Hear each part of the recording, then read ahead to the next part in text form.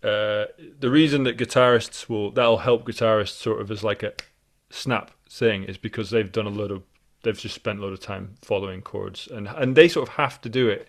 So for a guitarist, it's like, and this is the problem with us violinists is we don't have um, that absolute need to do. If we do a gig, we can do a gig and not know any of the chords and not be able to follow the chords bang bang bang bang bang bang bang like that. We can get away with it as long as you know the tune. You might have navigated some sort of idea of what to play around it, and then we've got a gig where it's like bang, it's like being the bass player. You've got the gig, you're there.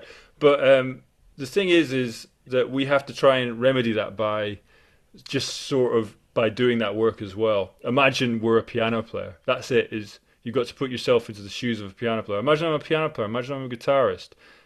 What's the work that I've got to do to get the gig? And I think that we as violinists, we actually should do that.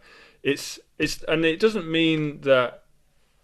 Well, it just means spending a bit of time putting that into your practice and actually just doing that. So taking a tune, probably that you know really well, and sort of this is what I've just been doing. I've just put this beginner's course up on Patreon, and it's talking about all this stuff, and this stuff. I do this all the time. If I've got a tune that I don't know very well or I'm finding it hard to play over, then I'll do this. I'll take a tune, I'll look at, if I don't know the chords, I'll look at the chords, and I will create a long note, sort of guide tone bass line style thing over the top of it. So I've just been doing it with I Can't Give You Anything But Love.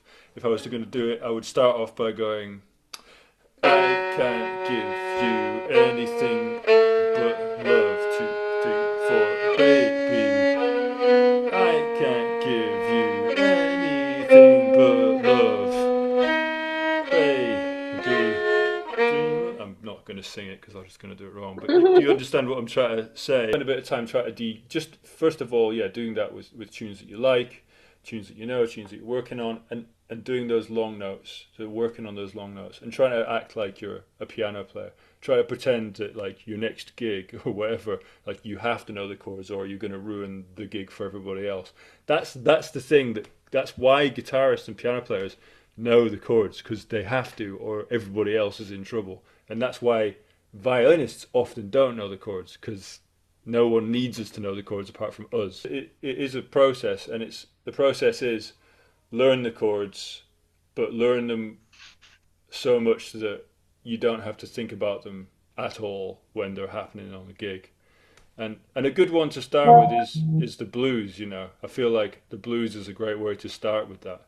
Really knowing the chords, really knowing what the chords are made out of, and being able to follow them because it's simple, and also really important. You know, in sort of learning jazz. So, yeah, I do. For me, I know that I remember that feeling of knowing the chords is getting in the way. Now I'm learning the chords. When I go to play, I sound worse than I ever did. But that's probably because you're taking your how you were thinking in the practice room to when you play, and that's the problem. Is it's really hard to not do that. But we want to be really scientific in the practice room, and then just like an artist when we're on stage, and that is really it. And it takes a while, but it's just about being consistent and just doing little bits of that sort of scientific practice at home, and then trying to forget about it when you're gigging.